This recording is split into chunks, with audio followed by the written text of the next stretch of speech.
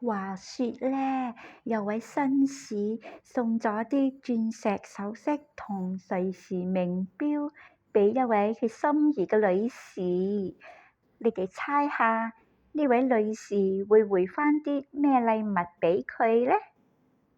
猜下啦！呢位紳士乜都有啦，你哋認為送咩俾佢係最合當嘅咧？諗到未啊？嗱，嗰位女士咧就送咗一個有機禮籃俾呢位紳士，好有創意喎！有機有機，你有機會啊！